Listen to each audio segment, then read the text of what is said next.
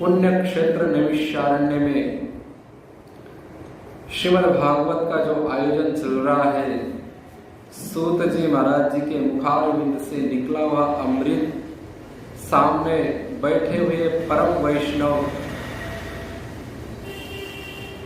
शौनक आदि महर्षियों, उनके संवाद के माध्यम से हम लोग श्रीमद् भागवत का श्रवण कर रहे हैं।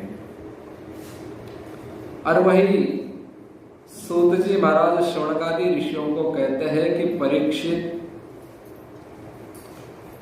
भगवान की बाल लीलाएं श्रवण कर रहा है, उसकी बहुत जिज्ञासा है कि जिनकी कृपा हमारे परिवार पर रही है, हमारे वंश पर रही है, जिन्होंने पूरे संसार में धर्म स्थापना के हेतु अवतार लिया है, हालांकि वो अजन्मा है, अजोपि सन्नव्ययात्मा भूतानामीश्वरोऽपि सन् प्रकृतिं स्वामधिष्ठाय संभवाम्यात्ममायया। जो अविनाशी है, अजन्मा है, जिसका कभी जन्म नहीं होता है, वो केवल भक्तों के प्रेम के लिए और धर्म स्थापना के लिए ही जन्म लेते हैं। तो ऐसे जो जन्मे हैं, ऐसे जो अवतार धारण किया है, उनकी लीला सुनने के लिए परीक्षित जी महाराज खूब उतावले हुए हैं। और ऐसे परीक्षित जी महाराज जी की जिज्ञासा पूर्ण करते हुए सुखदेव जी महाराज जी वर्णन कर रहे हैं कि पूतना भगवान को मारने के लिए आई थी, परंतु भगवान ने ही उसको पूरा करके और वैकुंठ भेज दिया है। और उनके जो पिताजी हैं नंद जी गए हुए थे बाहर। कहाँ गए थे? तो बोले मथुरा गए हुए थे। किस कार्य से? कर भरने के लिए, क्योंकि राजा को सब लोगों को कर देना पड़ता है। हम लोग भी कर देते हैं। हमारी सरकार जो है, जो दिल्ली से काम करती है, और जो राजस्थान की सरकार जयपुर से काम करती है, उनको भी हम कर देते हैं। प्रत्येक व्यक्ति जीएसटी के माध्यम से कर देता है। ऐसे कोई भी मत समझो कि मैं कर नहीं देता हूँ। हम छोटी से छोटी वस्तु भी खरीदते हैं तो उसके ऊपर जो टैक्स लगता है, चाहे वो 5% हो, चाहे कितना भी हो, वो टैक्स के माध्यम से सरकार को कर देते हैं हम। इसलिए हमको ये कभी नहीं सोचना है, समझना है कि हम सरकार को कुछ नहीं देते हैं। तो प्रत्येक व्यक्ति कुछ ना कुछ सरकार को कर के रूप में देता ही है। तो इस प्रकार से कर भरने के लिए नंद बाबा भी मथुरा गए हुए थे। मथुरा में उन्होंने राजा कंस के यहाँ सुंदर मोती दिए हैं, सोने के उपहार दिए हैं, और जो अपने पास दही है, दूध है, मक्खन है और घी है, वो भी गाय छकड़े भर भर के लेकर गए हैं और वहाँ कंस के वहाँ दिए हैं। अब देने के बाद में उन्होंने विचार किया, नंद बाबा ने, वसुदेव जी से मिलकर चलना चाहिए, आखिर है तो मेरे भाई है, मित्र की तरह ही है। उनके बच्चों को कंस ने मारा है, इतने दिन में आया नहीं, चलो आए हैं तो मिलके चलते हैं।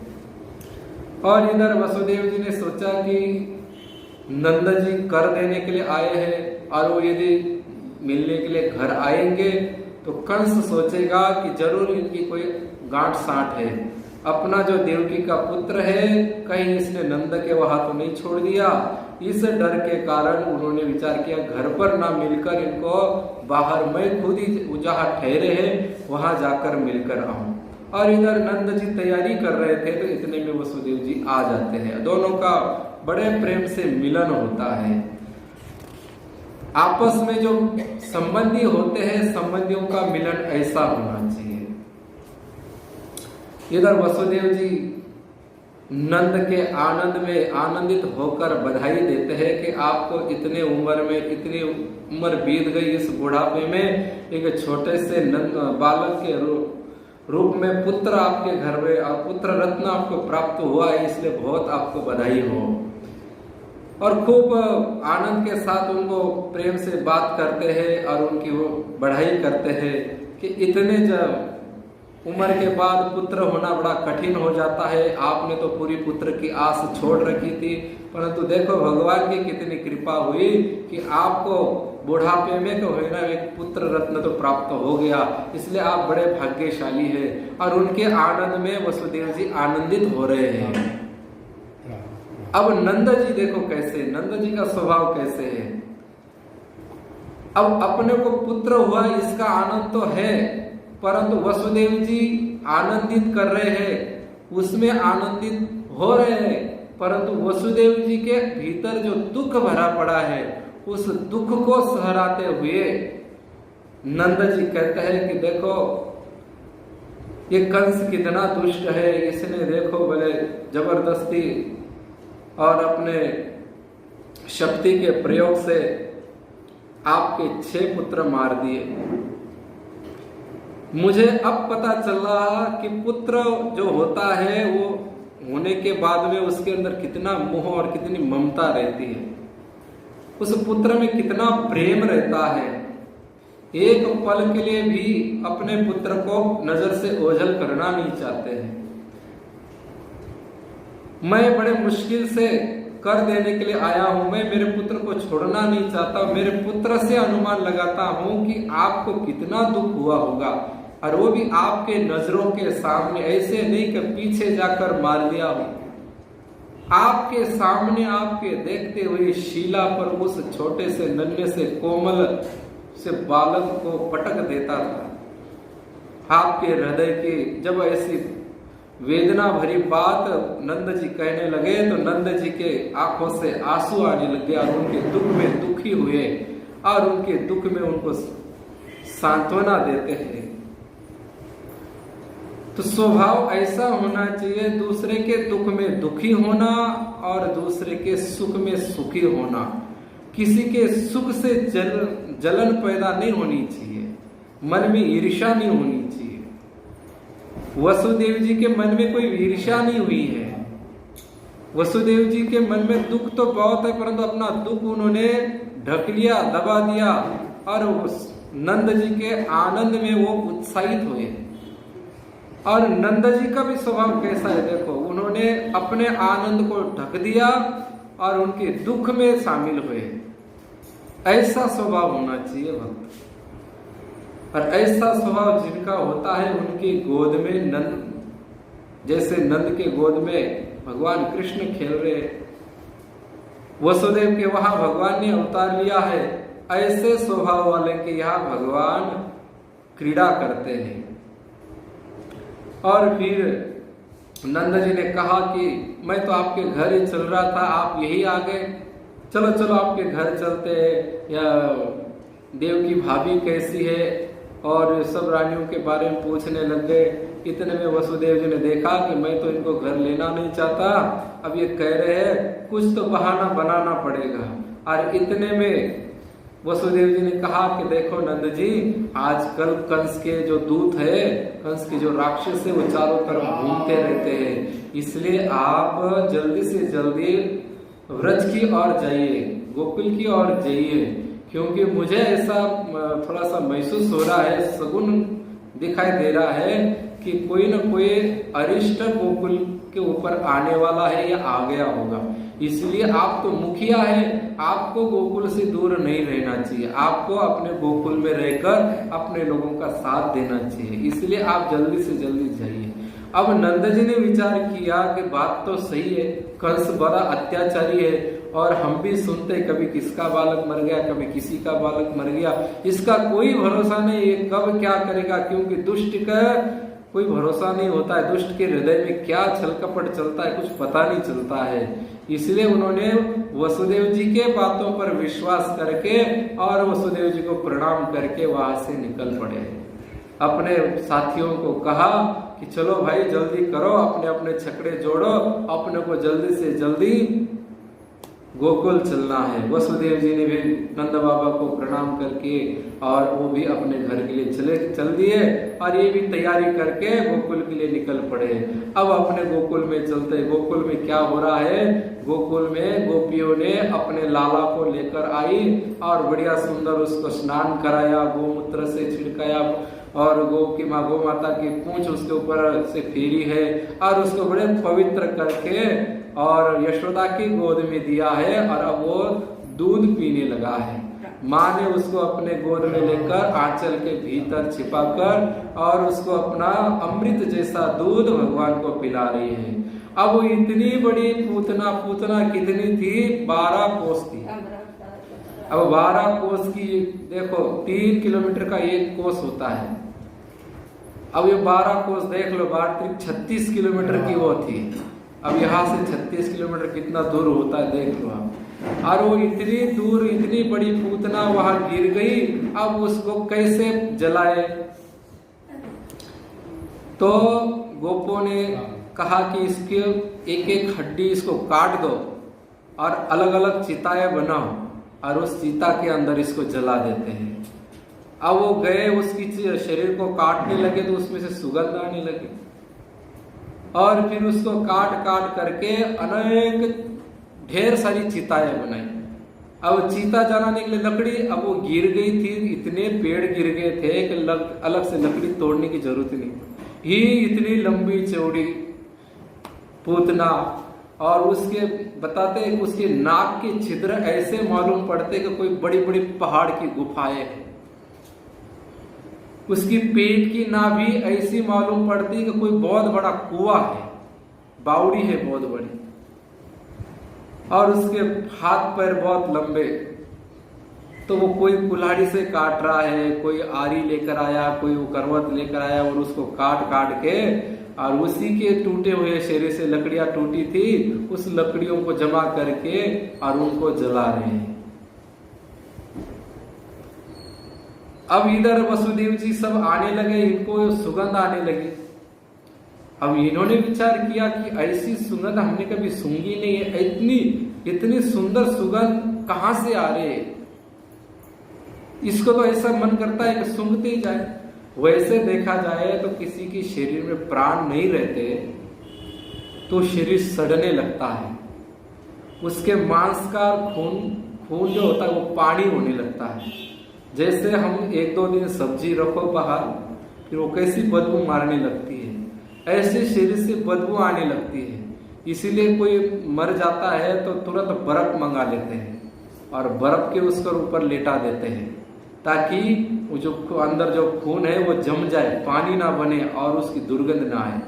इतना ये दुर्गंध युक्त शरीर है। परंतु जिस शरीर का भगवान के साथ संपर्क हो जाए, जिस शरीर से भगवान को दूध पिलाया है, उस शरीर में दुर्गंध कैसे आ सकती है? तो उसके भीतर से इतनी सुंदर दुर्गंध निकलने लगी है। हालांकि देखा जाए तो पूतना बालक खातिनी है, बच्चों को मारने वाली है, पर आखिर भगवान के साथ संपर्क हुआ है। भगवान के साथ संबंध होने के कारण उसका सब कुछ दिव्य हो गया है। नहीं तो कोई मर जाए तो घर में सब कुछ तैयारी करने लग जाते, ये नहीं कहते अरे ये तो हमारा सदस्य, इसको कहाँ ले जाएंगे, यही रहने दो, ऐसा कोई नहीं कहता है। सब कहते कि जल्दी करो भाई जल्दी करो। परंतु इस पूतना के शरीर का संबंध भगवान के साथ हो गया तो उसके भीतर से सुगंध आने लगी।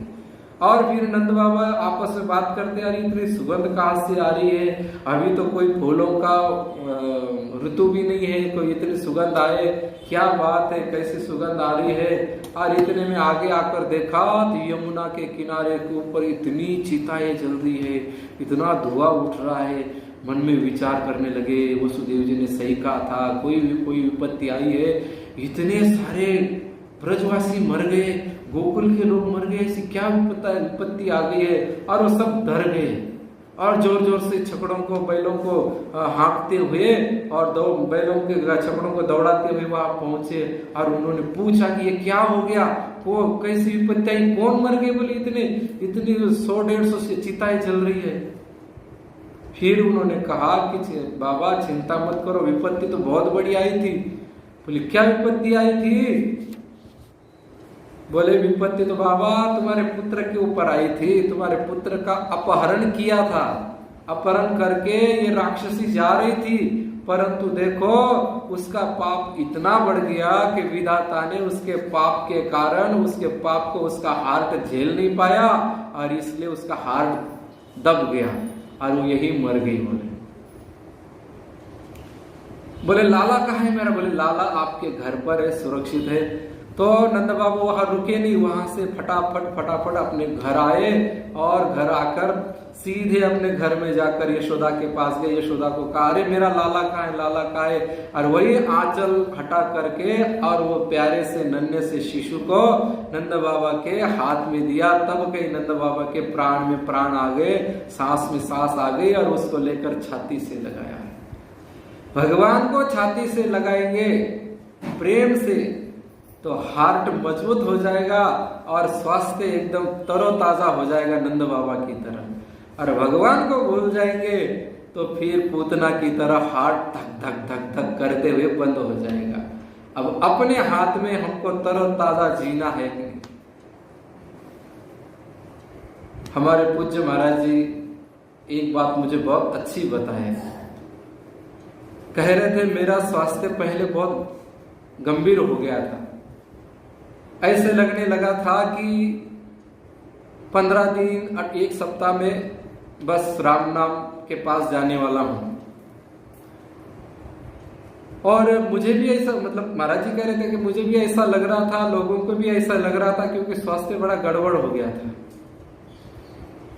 और हार्ट में भी तकलीफ अभी भी है, थोड़ी नॉर्मल है, पर उस दिन बहुत हार्ट में तकलीफ हो गई। तो एक ही उपाय सूझा, बोले क्या? गुरु महाराज की शरण ले ली और राम नाम महाराज को मैंने आश्रय लिया और बस राम राम राम राम राम राम राम राम राम राम करता रहा। तो देखो जो 8 दिन तक जी नहीं सकता था वो आज 8 साल तक जिया। बोले हमारे सामने उदाहरण देखो, भगवान के नाम में और भगवान के साथ अपनापन करने का कितना प्रभाव है। तो इसी प्रकार से जो भगवान को अपना मानता है वो शतायु हो जाता है और शतायु बीतने के बाद भगवान के पास चला जाता है। उसको कोई भी तकलीफ नहीं होती है, दुख तो होता ही नहीं है। और हमारे नंद बाबा उस लाला को छाती से लगाकर और बड़े प्रेम के साथ उसके साथ बातें करने लगे। और इस प्रकार से कहते हैं कि देखो परीक्षित, पूतना को भी उन्होंने उद्धार कर दिया है। जो मारने आती है, जो शत्रु भाव से भी अपना मानता है, उसको भी भगवान अपना लेते हैं। अब क्या हुआ, एक दिन की बात है, फिर सुखदेव जी महाराज जी ऐसा बोलकर और चुप हो गए। उनको भगवान की बहुत सुंदर लीला याद आ गई और उस लीला के चिंतन में वो एकदम खो गए। वो ये भूल गए कि मैं परीक्षित को कथा सुना रहा हूँ, लीला सुना रहा हूँ, और वो भगवान के लीला में मग्न हो गए, समाधिस्थ हो गए। फिर परीक्षित जी बोले येन येनावतारेण भगवान हरिश्वरः करोति कर्णरम्यणि मनोज्ञानी चनः प्रभो। और परीक्षित ने देखा कि इनकी यदि समाधि लग जाएगी तो मेरे को लीला कौन सुनाएगा। और फिर उन्होंने महाराज जी को जगाते हुए कहा कि महाराज ऐसे सर्वशक्तिमान भगवान श्री हरि की अनेक अवतार की लीला है और वो जो अनेक लीलाएं जो है और जो बाल कृष्ण बने हैं उनकी जो लीला है, विशेषकर उनकी लीलाओं, एक एक लीलाओं मुझे सुनाओ। अब जब ये परीक्षित की आवाज कान में पड़ी कि एक एक लीला मुझे सुनाओ, तब परीक्षित जी उस समाधि से नीचे आए। देखो महापुरुष होते, महापुरुषों की कृपा जितनी गिनी जाए मानी जाए उतनी कम है। ये जो हमारे आचार्य हुए हैं, संत महात्मा हुए हैं, ये अपने स्थिति में थे, केवल हम लोगों के लिए वो अपनी स्थिति छोड़कर नीचे मृत्यु लोक में आए। सुखदेव जी महाराज जी उस परमानंद में लीन हो रहे थे, केवल सुखदेव जी के अपने परीक्षित के कारण वो उस समाधि को छोड़कर, उस परम अवस्था को छोड़कर और वो कथा कहने लगे। ऐसे ही हमारे आचार्य श्री रामचरण जी महाराज जी परम अवस्था में थे। उनको क्या जरूरत थी नीचे अपने उस स्थिति को छोड़कर अनुभववाणी लिखना, ये लिखना, वो लिखना। उनके लिए तो कोई आवश्यकता नहीं थी। फिर भी उन्होंने हम जैसे पामरों को विचार किया, हम जैसे पामर जीव इस दुखालय में घूम रहे हैं, तो उन्होंने सोचा कि अपनी स्थिति से थोड़ा सा नीचे आकर इनके लिए भी कुछ करें।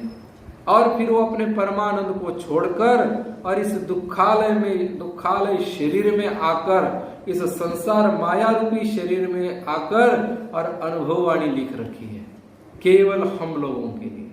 तो इतनी संत महात्माओं की और आचार्यों की कृपा है। यदि सुखदेव जी महाराज जी परमानंद में लीन हो जाते हैं तो भगवान कृष्ण की लीला कौन कहता हूं। तो भागवत मतलब संत, और भागवत संतों की कृपा ही यह ग्रंथ है। इस श्रीमद् भागवत में केवल केवल केवल संतों की कृपा। और फिर वो समाधि से नीचे आकर और सुखदेव जी महाराज लीला का वर्णन करते हैं और कहते हैं कि एक दिन की बात है। एक दिन क्या हुआ, भगवान कृष्ण मां का दूध पी रहे थे। दूध पीते पीते मां ने देखा कि छोटा बच्चा है, ज्यादा दूध पी लेगा तो पेट खराब हो जाएगा, क्योंकि ज्यादा दूध भी तो अपच हो जाता है। बच्चे को पता थोड़ी चलता है, बच्चा तो पीता ही रहता है। कुछ माँ भी सोचती है। देखो माँ का भाव इतना श्रेष्ठ होता है, बच्चे को कब भूख लग जाती है ये माँ को अपने आप भीतर से पता चलने लग जाता है। बच्चे के माँ के पयोधर में दूध भर जाता है तो माँ तुरंत समझ जाती है कि बच्चों को भूख लगी है, और वो बच्चा सोता भी हो तो भी उसको जगाकर और दूध पिलाती है।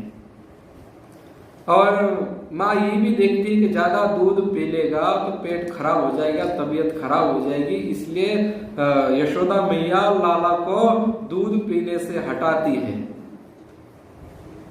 अब भगवान ने देखा कि अभी मैं तृप्त नहीं हुआ और माँ मुझे दूध पीने नहीं दे रही है, तो उन्होंने क्या किया, उबासी ले ली। मानो यशोदा माँ को भगवान ये कहना चाहते हैं कि माँ तेरा अमृत भरा दूध केवल मैं अकेला नहीं पी रहा हूं, मेरे मुंह में देख ले कौन कौन पी रहा है। और उन्होंने मुंह खोल दिया है, और मुंह खोलने के बाद में मुंह के अंदर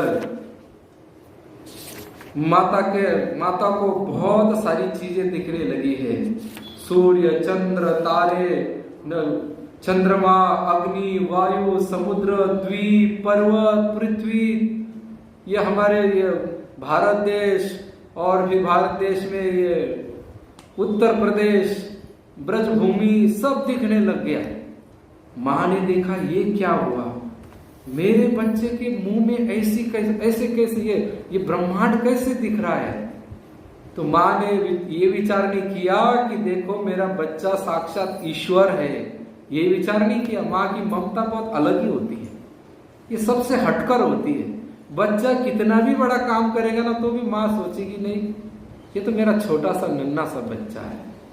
अभी हम एक जगह गए थे, एक BL सोनी नाम के पुलिस अधिकारी हैं, वो जयपुर में रहते हैं, तो वो शायद कमिश्नर है, ऐसे बड़ी पोस्ट पर है। तो उन्होंने हमको बुलाया था, उनका गांव पड़ता है जोधपुर साइड या नागौर साइड में, तो उन्होंने हमको घर बुलाया था। तो हम लोग गए थे घर पर, तो उनकी माँ थी। अब बेटा एक ऑर्डर देता है तो हजारों पुलिस तैनात हो जाते, जो चाहे वो जो ऑर्डर दे वो करना पड़ता है उनको। पूरी राजस्थान की पुलिस उनके अंडर में है। और वो जब माँ के पास पहुंचती तो माँ उसके सिर पर हाथ फेरती, बेटा तूने कुछ खाया कि नहीं, तू कुछ करता है कि नहीं। देखो माँ की भावना, माँ ये नहीं देखती कि देखो मेरा बेटा इतना बड़ा अफसर है, कुछ नहीं देखती। माँ की भावना, माँ के लिए तो बस बच्चा ही है छोटा। ऐसे यशोदा माँ को लगा कि ये तो मेरा छोटा सा बच्चा है, मेरी जो निगोड़ी आंखें है ना यही खराब देख रही है, और इसलिए उन्होंने अपनी आंखों को दोष दिया और अपनी आंखें बंद कर ली। भगवान के ऐश्वर्य को नहीं देखा। भगवान भी देखो परीक्षा लेते हैं, भगवान भी ये जो चीजें देते हैं ना ये परीक्षा लेते हैं कि मुझे चाहते हैं या संसार को चाहते हैं। भगवान भी कम नटखट नहीं है। भगवान चाहते हैं यदि मुझे चाहने में यदि संसार की चाहना मिलाएंगे फिर तो मैं मिलूंगा नहीं। यदि यशोदा मैया कहती कि ईश्वर है, ये संसार के अधिपति है और ये है, तो भगवान न जाने क्या करते। क्योंकि हम आगे रासलीला में श्रवण करेंगे, तो जिस समय रासलीला का आयोजन हुआ, रासलीला होने जा रहे थे, तो सब गोपियों के मन में इतना ही आया कि देखो ये कृष्ण कोई साधारण नहीं, इतने बड़े ईश्वर है, और ईश्वर के हमारा भाग्य कितना बड़ा है। केवल इतना ही अहंकार आते ही भगवान अदृश्य हो गए। तो भगवान खुद के अलावा दूसरों को सहन नहीं कर सकते। यशोदा माँ ने अपनी आंखों को दोष दिया कि मेरी आंखें खराब हो गई, ये कुछ भी देखने लग गई, और उन्होंने आंखें बंद कर ली। इसलिए सावधान हो जाना चाहिए कि यदि भगवान का प्रेम चाहिए तो संसार का लेश मात्र भी सहन नहीं होता है। जैसे अपनी आंख होती है, आंखों में हल्का सा भी कचरा चला जाए तो आंख में सहन होता है? बिल्कुल सहन नहीं होता है। दांतों में यदि हल्का सा कचरा अटक जाए तो जीभ बार बार वहां जाती, सहन नहीं होता है। ऐसे भगवान को सहन नहीं होता है। संसार का कोई भी मोह माया सहन नहीं होती। हाँ, मोह करो तो मेरे अंदर करो, माया करनी मेरे अंदर करो, प्रेम करना है मेरे से करो, आपको जो भी करना है, आसक्ति करनी है तो मेरे से करो, क्रोध करना है तो मेरे से करो। भगवान कहते हैं आपको गुस्सा करना है, शत्रुता करनी है, राग द्वेष करना है तो मेरे से करो। मेरे अलावा किसी से और से करोगे या मेरे अलावा किसी और की सत्ता मानोगे तो फिर मैं नहीं दिखूंगा, मैं नहीं मिलूंगा। क्योंकि क्या होता है, भगवान और भगवान की छोटी बहन है माया। माया ने कहा अवतार लिया था, कहाँ प्रकट हुई थी, हम सुनकर आए। यशोदा के घर में प्रकट हुई माया, मतलब भगवान की छोटी बहन है। तो भगवान से थोड़ी सी दृष्टि हट जाएगी तो इधर माया तुरंत आगे आएगी। तुझे भगवान नहीं चाहिए ना, तो ठीक है मैं आ रही हूं। और यदि भक्त माया की तरफ घूम गया तो भगवान तुरंत अदृश्य हो जाते हैं और फिर माया में लग जाते हैं। और माया में तो सबको पता है, रात दिन देख रहे क्या चीज है। तो इस प्रकार से बहुत सुंदर लीला भगवान ने की है। और माता है, माता अपने आंखों को दोष देकर और फिर आंख बंद करके फिर खोलती है और फिर सब दृश्य नष्ट हो जाता है और वही हंसता हुआ और किलकारियां मारता हुआ लाला दिखाई देता है। अब क्या कहते हैं कि एक दिन की बात है कि भोलेनाथ के मन में आया कि मैं अपने सब जितने भी श्रीहरि अवतार लेते हैं सबका मैंने दर्शन किया है और मैं दर्शन करता हूं क्योंकि मेरे इष्ट हैं। तो उनके भी मन में आ गए कि चलो अब गोकुल में श्रीहरि ने अवतार लिया है, उनका जाकर मैं दर्शन करूं। आखिर वो क्या कर रहे हैं, कैसे हैं और किस प्रकार से लीला कर रहे हैं। और वो लीला देखने के लिए भगवान भोलेनाथ आते हैं और भगवान भोलेनाथ प्रार्थना करते हैं, कहते हैं कि भाई यशोदा मैया के पास है, बहुत विचित्र नट का रूप धारण किया है और नट का रूप धारण करके यशोदा के पास आकर, यशोदा तो अपने काम में लगी हुई है, नंद बाबा के आंगन में आए हैं। देखो वे वो आए, हाथ में डमरू लिया है, एक हाथ में सांप लिया है और बड़े सुंदर डमरू बजाते हुए चल रहे हैं। और डमरू बजाते एक, और वो जैसे जैसे डमरू की आवाज आती है वैसे वैसे वो सांप है वो फन हिलाता है और जोगी का सुंदर रूप बनाकर, जटाएं तो उनकी ऐसी पड़ी हुई है, माथे पर सुंदर तीसरा नेत्र है, तिलक है, सिर पर चंद्रमा है और बागंबर धारण करके और सुंदर ऐसी भस्मी लगाई है और डमरू बजाते हुए और गाते हुए चल रहे हैं। तो वह अनेक बच्चे देखते हैं। अब विचित्र सॉन्ग देखकर बच्चे भी नाचने लग जाते हैं। कभी शंकर भगवान को चिढ़ाते हैं, अरे अरे ये जोगी आया, जोगी आया। और कोई कोई बच्चे जैसे डमरू बजता है वैसे नाचते हैं, कूदते हैं। उनको तो क्या है, सॉन्ग आने के बाद में बच्चों को तो एक खिलौना हो जाता है, खेलने लगते हैं, चिल्लाने लगते हैं। तो बच्चों की आवाज सुनकर घर से माता पिता बाहर आने लगे, देखने लगे क्या हुआ, डमरू कौन बजा रहा है, इतना सुंदर डमरू कौन बजा रहा है, और ये डमरू के साथ साथ कौन गा रहा है। और इस प्रकार से यशोदा मैया के पास कोई दौड़ कर गया है और यशोदा मैया को समाचार दिया कि मैया देखो बाहर एक जोगी आया है और एक जोगी के साथ में सांप भी है और एक बंदर भी है। अब जैसे ही शंकर भगवान कैलाश से निकले तो रास्ते में काकभूषुंडी जी थे। काकभूषुंडी जी ने सोचा कि अब ये भोलेनाथ जा रहे हैं तो हम भी इनके साथ चले, क्योंकि 5 साल तक जब राम अवतार होता है तो 5 साल तक मैं कौवा बनकर वही रह के उनकी लीला देखता हूँ। अब ये कृष्ण बने तो कौवा बन के तो रह नहीं सकता है, परंतु तो शिव जी के साथ में जाकर दर्शन तो कर ही सकता हूँ। तो शिव जी के पास में आए और शिव जी कहने लगे कि गुरुदेव थोड़ी कृपा करो। अब भगवान शंकर जी ने कहा कि हाँ बेटा बोल क्या करना है। बोले गुरुदेव आप कहाँ जा रहे हैं। बोले मैं तो ब्रज में जा रहा हूँ, श्री हरि ने अवतार लिया है तो मैं दर्शन करने जा रहा हूँ। बोले मुझे भी यही इच्छा है। तो बोले तुम चलो पर तुम बोलना मत, कुछ चुपचाप रहना, यदि कुछ बोल दोगे तो सब मामला गड़बड़ हो जाएगा, इसलिए चुपचाप चलना मेरे साथ में। और फिर वो बंदर बन के, क्योंकि यदि कागला बनकर आओगे तो काव काव करोगे तो तुम्हें भगा देंगे वहां, क्योंकि कोई किसी की छत पर यदि कागला बैठकर काव काव करने लगता तो सब भगा देते हैं, ऐसे तुझे भगा देंगे। बंदर बन के चल, मैं जैसा कहूंगा वैसे करना। तो काकभूषुंडी जी को तो लीला का दर्शन करना है, अमृत पीना है, तो उन्होंने कहा बंदर बनना भी स्वीकार है। बोले मैं क्या, पिछले जन्म अवतार में तो आप भी तो बंदर बने थे, भगवान भोलेनाथ बंदर बन के, हनुमान बन के तो राम जी की सेवा किए थे। तो बोले बंदर बनने में मुझे कोई दिक्कत नहीं है। और इसीलिए फिर वो बंदर बन के और वो जोगी का वेश धारण करके और ब्रज में आते हैं।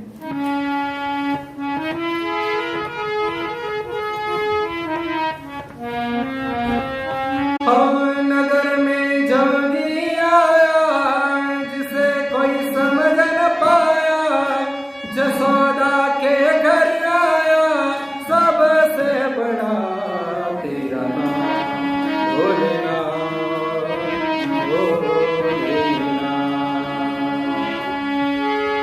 आगे कहते अंग विभूति गले रुंडमाला शेष नाग लिपटायो,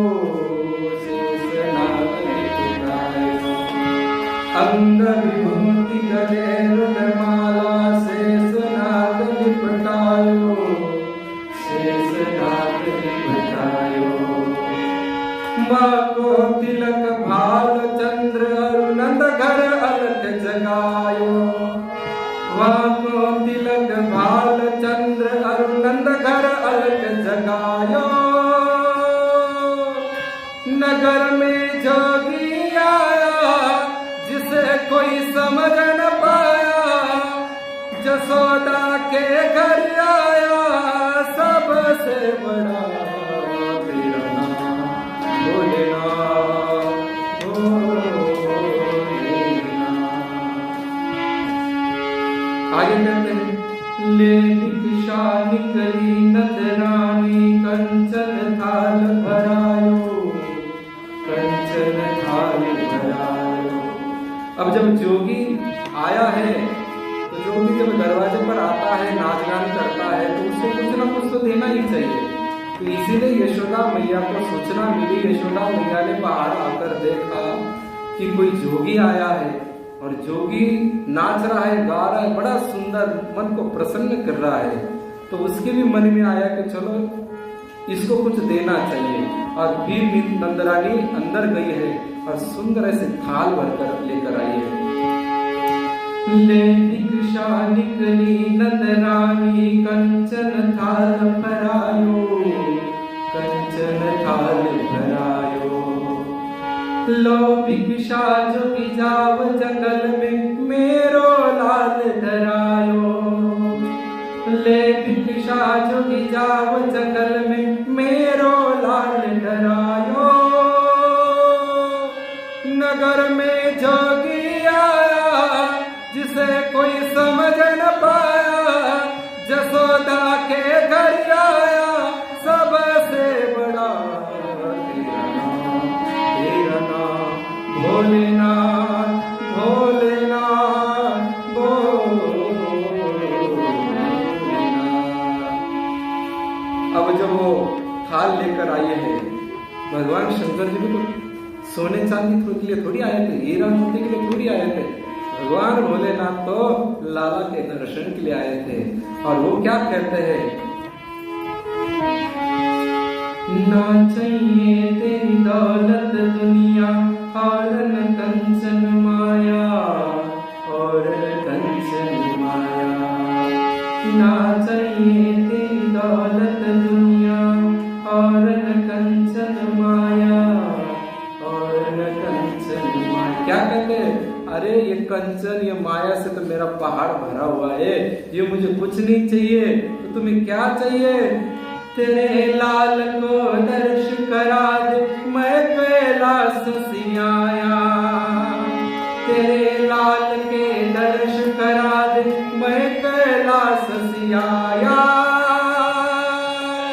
नगर में जोगी आया, जिसे कोई समझ न पाया, जसोदा के घर आया, सबसे बड़ा तेरा नाम भोलेनाथ, भोलेनाथ, भोलेनाथ।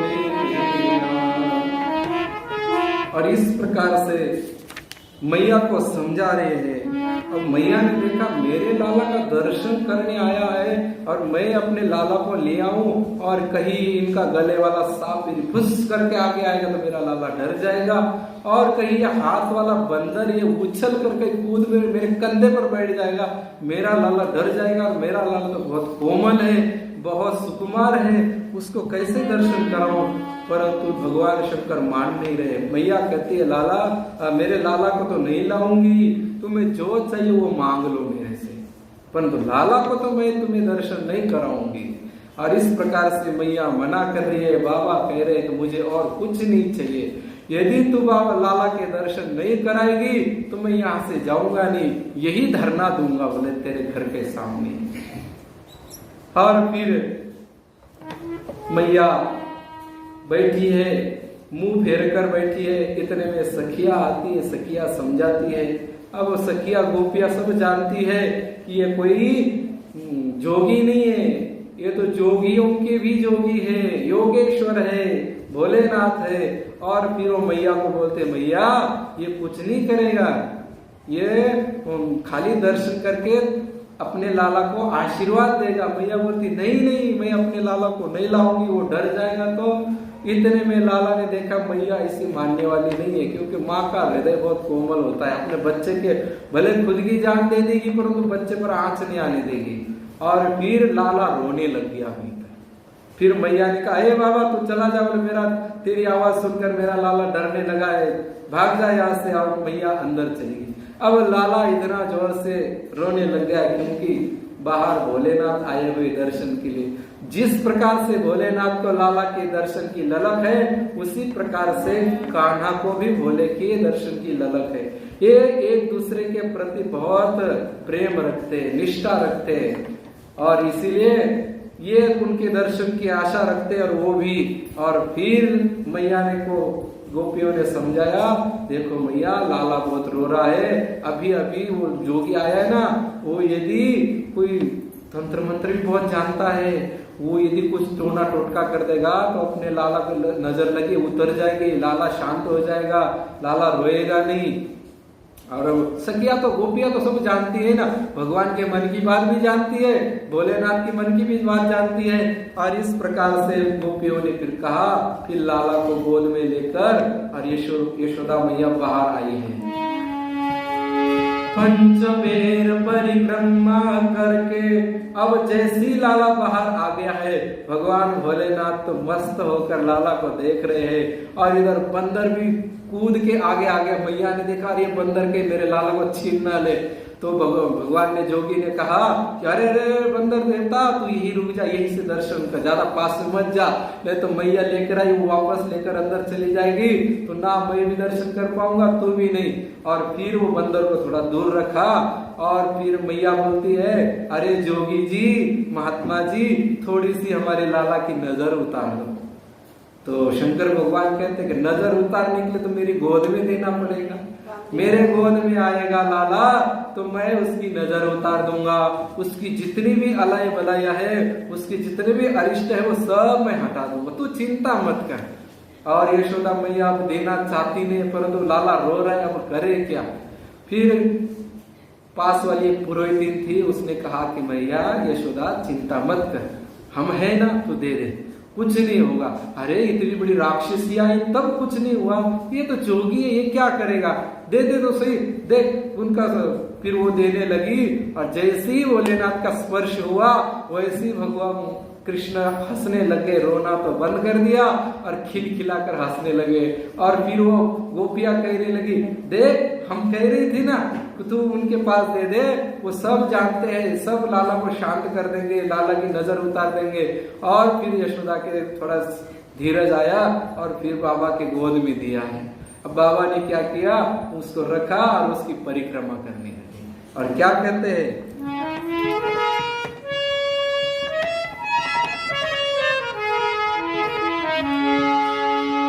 पंचमेर परिक्रमा करके श्रृंगी नाद बजायो, श्रृंगी नाद बजायो। पंचमेर परिक्रमा करके श्रृंगी नाद बजायो, श्रृंगी नाद बजायो। सूरदास बलिहारी कन्हैया, देखो ये लीला सूरदास जी देख रहे हैं, भक्त में कितनी शक्ति होती है। वो लीला कब हुई, और सूरदास जी अभी हुए हैं, सूरदास जी को आंख भी नहीं है तो भी वो लीला करते रहे। एक बार की एक बात याद आ गई, क्या हुआ, एक बार भगवान कृष्ण और राधा रानी लीला कर रहे थे, तो गोलोक में लीला करते हुए क्या हुआ कि राधा रानी के पास में भगवान कृष्ण गए, तो वो राधा रानी रूठ कर थोड़ी आगे जाने लगी। इतने में भगवान के बांसुरी में उनकी जो ओढ़नी वो अटक गई और वो ओढ़नी खिसक गई, तो राधा रानी को शर्म आई, तो राधा रानी दौड़कर ठाकुर जी के पीछे छिप गई ताकि ठाकुर जी देखे नहीं। और उसके बाद में क्या हुआ, भगवान ने क्या किया, दीपक सामने किया, तो राधा रानी ने वो दीपक को फूंक मार दी, फूंक मार के दीपक बुझा दिया। उसके बाद में भगवान ने क्या किया, अपना जो कस्तूमणि है उसको आगे किया राधा रानी को देखने के लिए। राधा रानी ने झटती सी वो मणि खींच ली और अपने मुख में धर ली ताकि भगवान देखे नहीं होंगे, शर्म आ रही थी राधा रानी को। अब इतने में क्या हुआ, भगवान ने देखा अच्छा तो दीपक भी बुझा दिया और मणि भी छीन ली और धरती पर अंगूठे से भार दिया, फिर थोड़ा दबाया। और फिर शेषनाग के मन में अरे इतना भार कहां से आ रहा है, एक फन पर तो पृथ्वी को धारण किया और बाकी फनों को ऊपर किया, तो करोड़ों करोड़ों सूर्य के समान जो मणियां है वो मणियां ऊपर निकल आई और खूब प्रकाश हो गया है।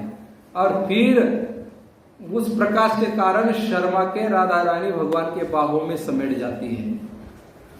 और उसके बाद में दौड़कर एक सखी आती है और वो कहती है कि राधा रानी ये सूरदास क्या गा रहा है, कि सूरदास तो ऐसा गा रहा है।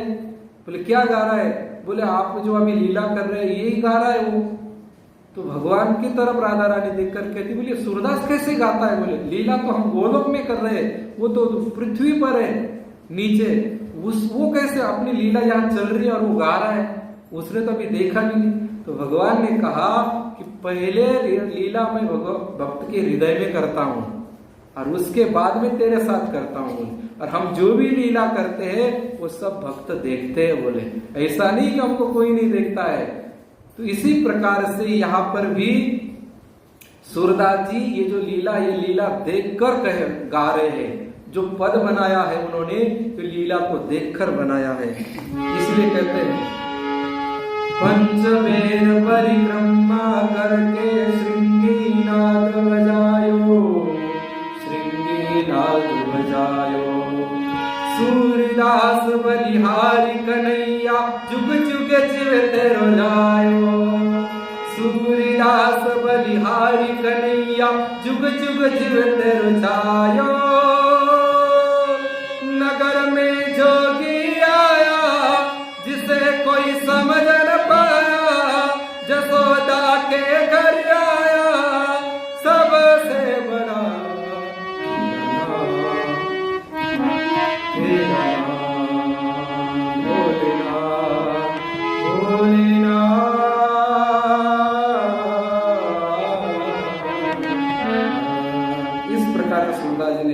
पद गाया है। और भगवान भोलेनाथ ने बहुत सुंदर दर्शन किए। इतने में कागभूषुंडी जी तो है, उनसे रहा नहीं गया। उन्होंने कहा कि देखा जाएगा, जो होगा सो होगा, मुझे पूरे दर्शन ही नहीं हो रहे। इन्होंने तो अपने गोद में लेकर बैठा। फिर वो भगवान भोलेनाथ जो जोगी बने थे उनके कंधे पर चढ़ गए, और ऊपर से फिर पास में जाओ तो मैया आने नहीं देगी, मैया लाला को ले जाएगी। और अब क्या करें? फिर गुरुजी के कंधे पर बैठ गए, और गुरुजी के कंधे पर बैठकर लाला को निहार रहे हैं। इतनी सुंदर सुंदर लीलाएं सुखदेव जी महाराज परीक्षित को सुना रहे हैं। और फिर क्या कहते हैं कि एक दिन की बात है, एक बार भगवान श्री कृष्ण ने करवट ले ली। मैया ने क्या किया, लाला को दूध पिलाकर लेटा दिया। अब जिनके कई मन्नतों के बाद जिनको लाला होता है, बच्चा होता है ना, उनको बड़ा कौतुक रहता है। उस बच्चे की एक एक क्रिया का कौतुक होता है, उनको बड़ा आश्चर्य होता है। और वो थोड़ा सा कुछ करता है तो वो तुरंत उत्सव करते हैं, क्योंकि घर में कोई कमी थी है ही नहीं। ऐसे ही नंद बाबा के घर में कोई कमी है ही नहीं, और उसने क्या किया, कृष्ण भगवान ने करवट ले ली। बच्चा कुछ दिन छोड़ो, 15 दिन या 1 महीने का होता है तो करवट लेता है, या करवट भी नहीं लेता है तो कह के माताएं क्या करती है, उसको पीछे से कुछ सपोर्ट लगाकर उसको करवट पर ले आती है। तो हमने पूछा था किसी मैया को, बोला ऐसे क्यों करते हैं? तो उस मैया ने कहा कि ये जो पीछे वाला भाग होता है, बुद्धि इसी में रहती है, और यदि बच्चा करवट नहीं लेगा तो ये भाग पड़े पड़े चपटा हो जाता है और बुद्धि कम काम करने लगती है। इसलिए माता बहन यदि खुद बच्चा करवट नहीं लेता है तो खुद करवट लेकर पीछे से सपोर्ट लगा देती है। पर लाला को क्या सपोर्ट की जरूरत है, वो तो सब कुछ करने वाला है। उसको उसने देखा कि कई दिन हो गए कोई उत्सव नहीं हुआ, चलो आज करवट बदलते हैं, और जोर से किलकारी मारता है, हंसता है। और जब जोर से हंसी किलकारी मारी तो यशोदा का ध्यान गया, और उसने लाला ने देखा कि यशोदा देख रही है, इतने में उसने करवट बदल ली, पेट के बल पर आ गया। और फिर मैया ने देखा, अरे मेरा लाला करवट बदलने लगा है, देखो देखो देखो कितना बड़ा हो गया। उसको बहुत आनंद हुआ, और उसने अपने सखियों को बुलाया और कहने लगी कि देखो मेरा लाला बड़ा हो गया है, कितना करवट लेने लग गया है, और इसका उत्सव मनना चाहिए। तो अड़ोसी पड़ोसी जो दौड़ के आई, दासियां आई, और जो वृद्ध गोपियां थी, उनको तो यही चाहिए, कहाँ घर में जाए, यही नंद किया बैठे रहे, यही उत्सव मनता रहे। कोई ना कोई बहाने से वो भी कहती रहती कि नंद रानी आज तेरे लाला ने ऐसा किया, उत्सव मना होना चाहिए, आज तेरे लाला ने यूं किया, ऐसा उत्सव होना चाहिए। उनको तो घर जाना नहीं था, लाला के पास बैठने के लिए बहाना चाहिए। तो उन्होंने बड़े जोर शोर से कहा, अरे मैं यशोदा, तेरे लाला ने करवट बदली तो उत्सव तो होना ही चाहिए। अब इस प्रकार से उत्सव की तैयारियां होने लगी। अब लाला के लिए उत्सव और सब गोपियों में आनंद भर गया, गोपों में उत्साह भर गया। सब लोग दही लेकर आने लग गए, माखन लेके आने लग गए। अब कोई भी उत्सव है तो तैयारी तो करनी ही पड़ती है। अब यशोदा मैया ने क्या किया, लाला को दूध पिलाकर देखा कि अभी इतने गोपियां आ रही है और ग्वाल भी आ रहे हैं, सब आ रहे हैं, बच्चे भी इधर उधर दौड़ रहे हैं, छोटी छोटी बच्चियां दौड़ रही है। क्या पता छोटे से बच्चे इसके ऊपर गिर जाए या इसको सोने नहीं दे, सब हल्ला हो रहा है तो कहीं अकेले में इसको सुला देवे। और मैया ने क्या किया, उसको उठाकर और पीछे एक छकड़ा था, उस छकड़े के रस्सी से एक झूला बनाया और कपड़े 2 रस्सी बनाकर कपड़े से झूला बनाया जाता है ना, तो उसको झूला बना के और उसके अंदर उसको सुला दिया ताकि लाला यहाँ निश्चिंत सोए, तब तक हम उत्सव मनाए। अब लाला को वहां सुला दिया। लाला ने देखा अरे मैं उत्सव मनाने के लिए आया हूँ, उत्सव से अलग होने के लिए थोड़ी आ रहा हूँ। उत्सव किसके नाम से मन रहा है, किसके लिए मन रहा है? बोले लाला ने करवट ली। अरे जिसके लिए उत्सव है, जिसने करवट ली है, उसको तो अलग कर दिया और फिर आप उत्सव मना पाएंगे क्या? भगवान को अलग करके कभी कोई शुभ कार्य हो ही नहीं सकता है।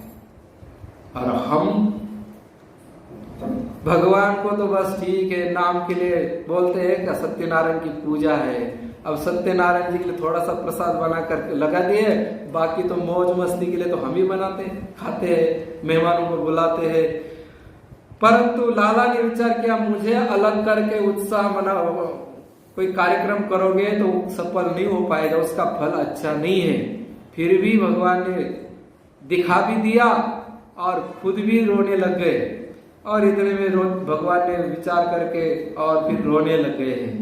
अब वो जो छकड़ा था, उस छकड़े में एक राक्षस आकर बैठ गया। क्या हुआ, एक उत्कच नाम का एक राक्षस था। वो ऋषियों के आश्रम में जाता और ऋषियों को तंग करता। ऋषि लोग जो हवन के लिए सामग्री लाते वो उठा के फेंक देता। वो समीदा ले आते, लकड़ी जमा करके लाते, अरे उन लकड़ियों को आग में डाल देता या बाहर फेंक देता। उनके पानी के भरे हुए मटके होते पवित्र, उनको जाकर छू लेता। तो लोमस ऋषि ने देखा कि ये बड़ा मानता नहीं है, बहुत हठी हो गया है और बड़ा धूर्त हो गया है और ये शरीर से ज्यादा इधर उधर कर रहा है ना, तो वो उसको शाप देते हैं कि तेरा शरीर नष्ट हो जाए, मुझे बिना शरीर का हो जाए। अब वो एकदम छाया की तरह हो गया, शरीर है नहीं। अब वो बिना शरीर का उस छकड़े पर आकर बैठ गया। और उसको भी कंस की, सुखदेव जी महाराज जी कहते हैं उस उत्कच को कंस ने आदेश दिया था कि जाओ ब्रज में जाकर और जहां भी उत्सव होता है उस उत्सव में जाकर खलल कर दो, विघ्न डाल दो। अब वो विघ्न डालने के लिए अंदर जाने ही वाला था। भगवान ने देखा ये अंदर जाएगा, देखेगा तो किसी को नहीं, बिना मतलब बड़ा विघ्न करेगा, मैं इसको यही पूरा कर दूं और उत्सव के का उसको मारने के कारण छकड़ा भी उलट जाएगा, लोग मुझे देख लेंगे और फिर मेरे को अपने पास ले जाएंगे और उत्सव करेंगे। तो इस प्रकार से फिर उन्होंने एक रोते रोते हाथ, बच्चा रोता है ना तो हाथ पैर पटकता है, तो रोते रोते उन्होंने पैर से उस जो छकड़े की धुरी होती है उस धुरी को पैर मार दिया।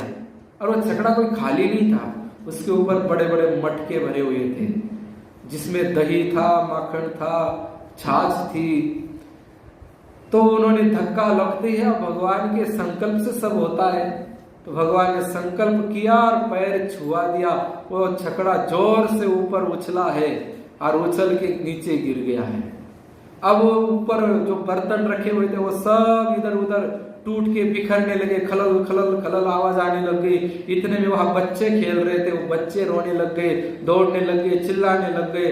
अब इतना बड़ा छकड़ा उछल जाता है तो बच्चे तो डर ही गए। और फिर उनकी बच्चों की आवाज सुनी और उस छकड़े की गिरने की आवाज सुनी, उस मटकों की टूटने की आवाज सुनी, तो सब लोग दौड़कर बाहर आए।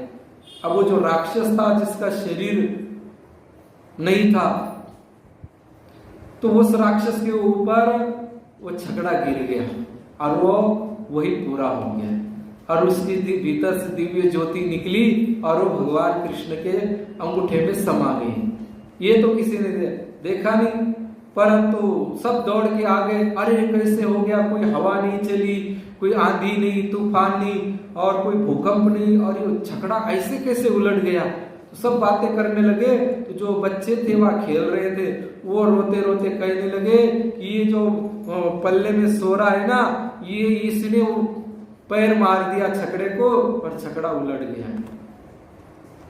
अब वो छोटा सा बच्चा, कोई कहे कि बहुत बड़ी ट्रक खड़ी है और वो 1.5 साल 2 साल अभी अभी चलने लगा है बच्चा, उसने धक्का दिया और वो ट्रक कहीं जाकर खाई में गिर गई। ऐसा थोड़ी हो सकता है, कोई मानेगा बात?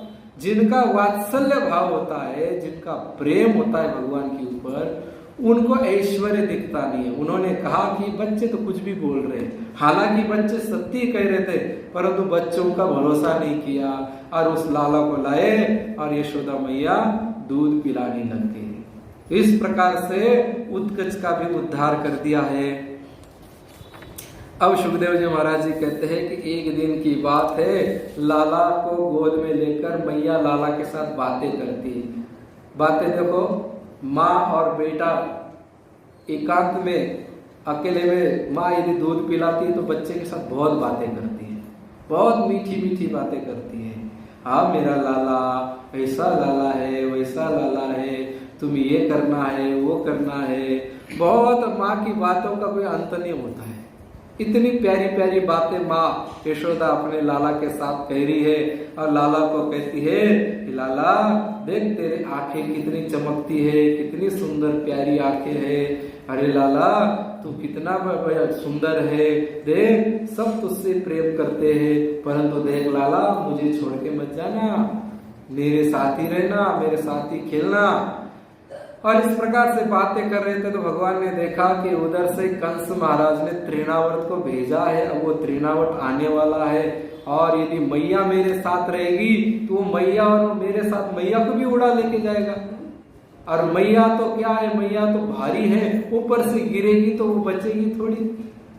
और मैया ये सब देखेगी तो मैया ये माँ का हृदय तो बड़ा कोमल होता है। बच्चे के ऊपर विघ्न देखकर माँ तुरंत तड़पने लगती है, रोने लगती है। अरे माँ स्कूल से बच्चा यदि थोड़ी देर लेट हो जाए तो माँ चिंता करने लगती है, अभी तक बच्चा क्यों नहीं आया, अभी तक बच्चा क्यों नहीं आया।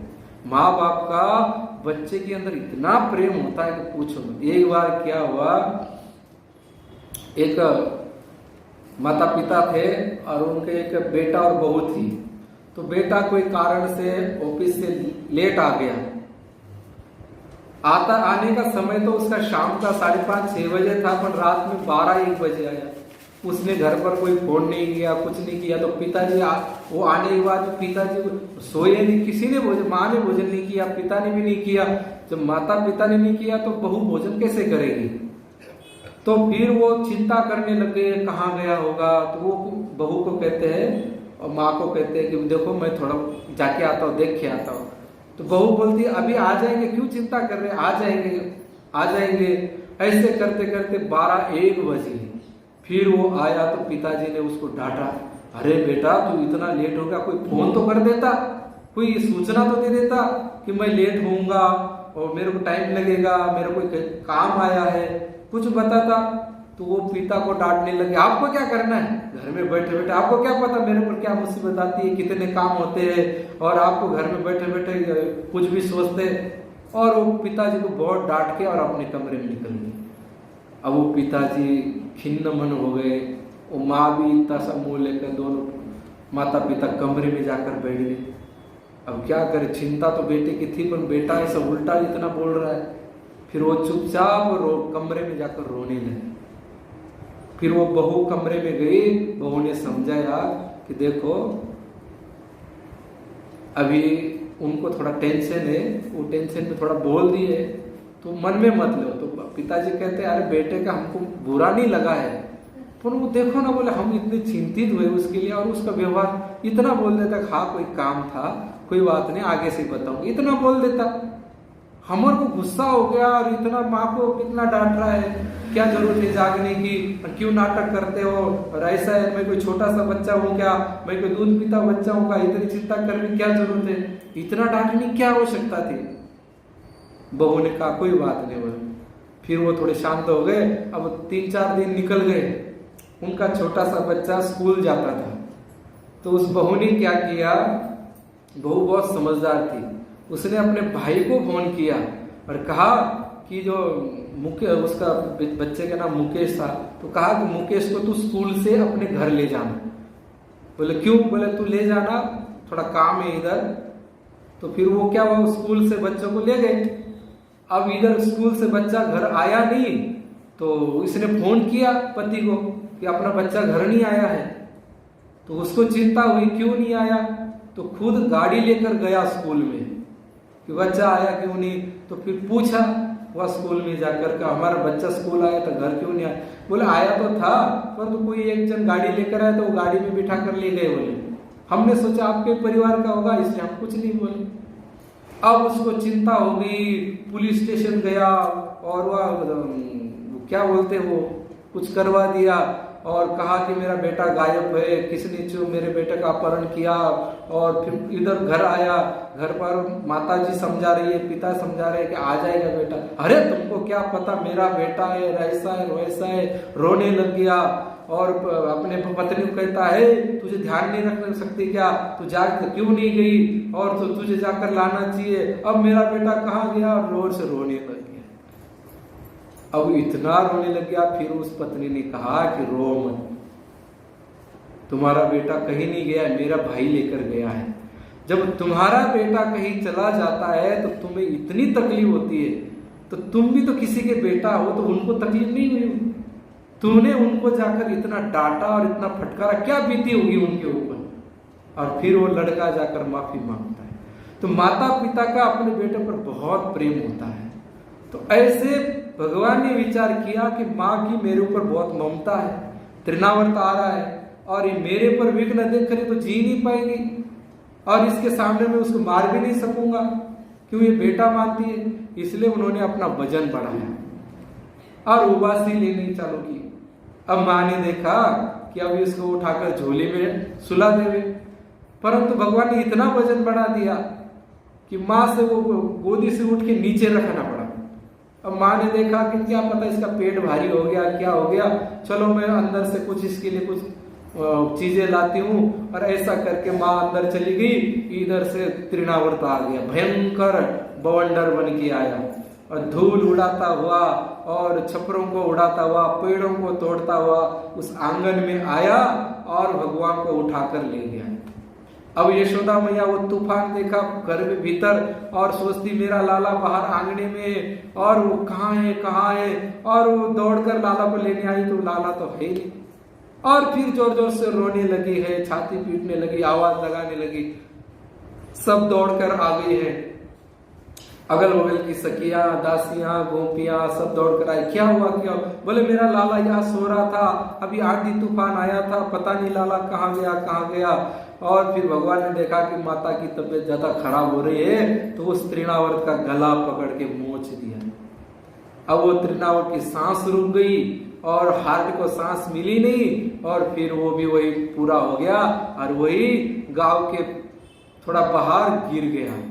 और फिर किसी ने सूचना दी, अरे नंद का लाला तो वहां खेल रहा है, कोई राक्षस आया था, कंस ने राक्षस भेजा और उस राक्षस ने इसको ले जाना चाहा, परंतु इसका पाप इतना हो गया, उस पाप के कारण वो यही मर गया।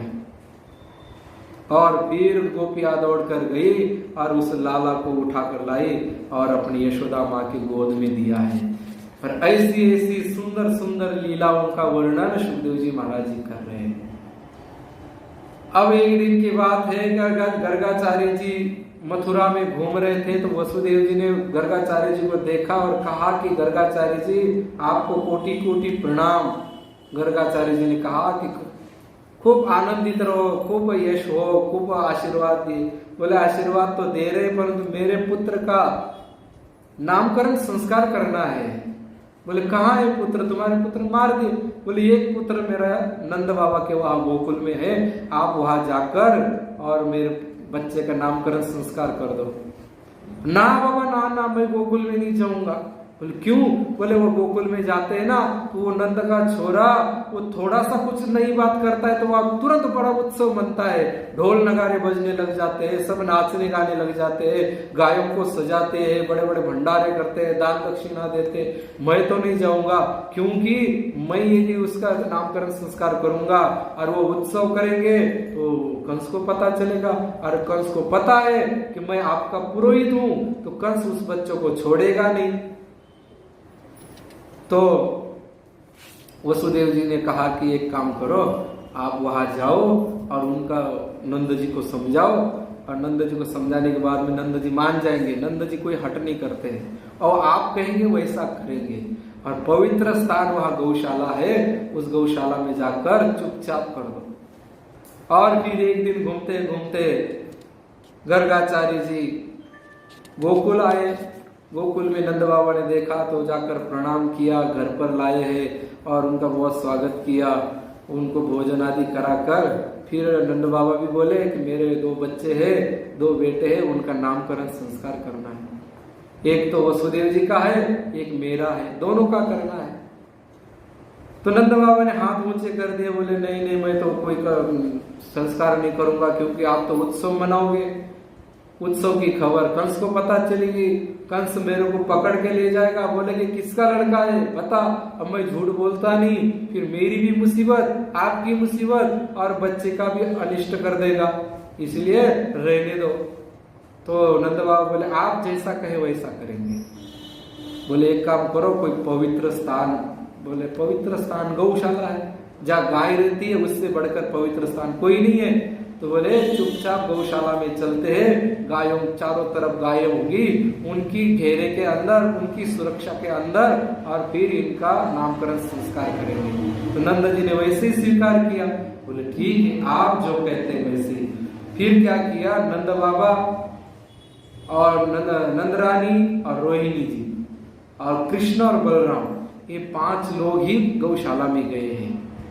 बाकी किसी को खबर नहीं है, किसी को बताया नहीं हम क्यों जा रहे हैं। कोई पूछे तो बता देते कि गर्गाचार्य जी को हम गायों को दिखा रहे हैं, हमारी कितनी गाय, कैसी गाय, और गर्गाचार्य जी गाय के दर्शन के लिए जा रहे हैं। तो ऐसे करते करते पहुंच गए।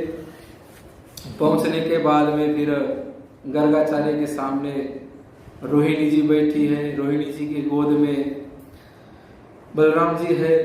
तो उसको दिखाया, उसका हाथ देखा, तो गर्गाचार्य जी ने कहा कि मैं तो अभी कम राशि फल वगैरह बता देता हूँ, आगे चलकर इनकी बड़ी जन्म पत्रिका बनाकर और पूरा फल जो है बाद में बताऊंगा, अभी तो केवल नामकरण करके और थोड़ा बहुत फल बता देता हूँ। तो इस प्रकार से फिर वो गए और बलराम जी के लिए कहने लगे, अयम ही रोहिणी पुत्रो रमयन सुरिदो गुणही। बोले ये जो है रोहिणी के जो पुत्र है वो सबको आनंदित करने वाला है, सबको आनंद प्रदान करने वाला है, इसलिए इसका नाम राम रहेगा। राम का मतलब है आनंद, प्रेम, उत्साह। और फिर ये बलवान रहेगा, इसके अंदर बहुत शक्ति, बहुत ताकत है, तो कोई लोग इसको बल भी कहेंगे, इसलिए इसका नाम बलराम होगा। और फिर कहते हैं कि कहीं कहीं झगड़ा हो जाता है, तो उन झगड़े में दोनों पक्षों को मिलाना, दोनों के अंदर संधि करवा देना, प्रेम करवा देना, ये बड़े बड़े काम ये करेगा, इसलिए इसका नाम संकर्षण भी होगा। इस प्रकार से बलराम जी का नाम रख दिया। और उसके बाद में यशोदा के गोद में बैठा छोटा सा नन्ना मुन्ना लाला है, और वो अब गर्गाचार्य जी बोल रहे हाथ दिखाओ, तो वो छिप रहा है आंचल में। मैया का पल्लू है, वो पल्लू से पूरा अपना शरीर ढक लिया है, गर्गाचार्य को बिल्कुल दिखने नहीं दे रहा है। मैया उसका पल्लू हटाती है और गर्गाचार्य हाथ पकड़ने जाते हैं, तो हाथ हटा लेता है, बड़ा चंचल है। और फिर इतने में जबरदस्ती गर्गाचार्य जी ने हाथ पकड़ के देखने लगे, तो भगवान धीरे धीरे बोल रहे, गर्गाचार्य जी आपकी कुंडलिनी देखूं, आपकी जन्म पत्री, पिछले जन्मों में आपने क्या क्या किया है मैं बताऊं, मेरी जन्म पत्रिका बताओगे, बनाओगे। गर्गाचार्य जी मन में यह आंख बंद करके और प्रार्थना करने लगे, अरे भगवान आप तो सृष्टि करता है, न जाने मैंने पिछले जन्मों में कितने कुकर्म किए होंगे और ये तो आपकी कृपा के कारण मैं गर्गाचार्य बना हूँ, आपका आचार्य बना हूँ, नहीं तो मेरी क्या औकात है, मेरे पिछले जन्म मत देखो, मेरी पोल मत खोलो। तो भगवान ने कहा कि जो है थोड़ा से हमें बता के चले जाना, ये मत बताना कि ये नारायण है या ये स्वयं भगवान है या स्वयं विश्वम्भर है, ऐसी बातें बताओगे तो मैं तुम्हारी भी पोल खोल दूंगा। तो गर्गाचार्य जी मन में विचार करते, ना ना ना ना, मैं कोई पोल नहीं खोलूंगा, आप मेरी भी ढक के रखो और मैं भी आपकी ढक के रखूंगा। भगवान भक्त की बात ढकते हैं और भक्त भगवान की बात ढकते हैं। इस प्रकार से फिर कहा कि देखो ये काली रात को आया है, अष्टमी तिथि को रोहिणी नक्षत्र में आधी रात को आया है, इसलिए ये काला है, इसलिए कृष्ण वर्ण है और ये सबको अपनी तरफ आकर्षित करता है। इसको जो भी देखेगा वो बस इसका ही हो जाएगा। इसके लिए ये आकर्षित करने के कारण, सबको मोहित करने के कारण, यहाँ तक कि कंस भी मोहित हो गया था कृष्ण को देखकर। तो ऐसे ऐसे बड़ों को मोहित करता, इसलिए इसका नाम कृष्ण रखा है। कर्षयति इति कृष्ण। तो इस प्रकार से कृष्ण का नाम रखा और वैसे कहा कि कहीं किसी जन्म में ये वसुदेव का बेटा रहा, इसलिए इसको वासुदेव भी कहेंगे। और बोले इसको तो ये बहुत अलग अलग कार्य करेगा, अलग अलग कार्यों के कारण इसके अनंत नाम हो जाएंगे। बोले इसके नामों की कोई गिनती नहीं है। ये किसी राक्षस को मार देगा तो अरिष्टनेमि कहेगा, और किसी और कोई कार्य गोवर्धन को उठा लेगा तो गिरधारी हो जाएगा, गायों का पालन करेगा तो गोपाल हो जाएगा, मधुकैटभ को मारेगा तो माधव हो जाएगा। इसलिए इसकी अनंत लीला है, अनंत नाम है, परंतु मुख्य राशि नाम इसका है कृष्ण। और इसका लग्न जो है वो वृष नक्षत्र है, इसका चंद्रमा है वो उत्तम स्थिति में है। उत्तम स्थिति में चंद्रमा होने के कारण इसकी प्रेमिकाएं भी बहुत होगी, इससे हर कोई प्रेम करेगा। और फिर कहते हैं कि इसका वृष राशि चौथे स्थान पर है और सिंह राशि सूर्य स्थान पर है। इस कारण से इसका पूरे पृथ्वी मंडल पे इसका वर्चस्व रहेगा। ये जहां भी जाएगा विजय इसी की होगी, इसके सामने कोई टिक नहीं पाएगा।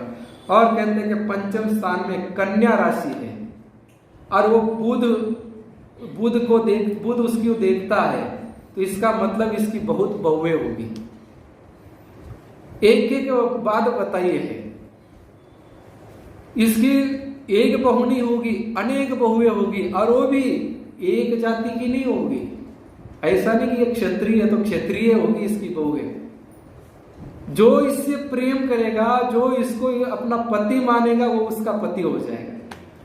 भगवान कृष्ण एकदम खुले हैं, कोई मर्यादा नहीं, कोई धर्म नहीं, बस एक ही कहते हैं कि मुझसे प्रेम करो, मुझसे प्रेम करोगे तो सब पाओगे।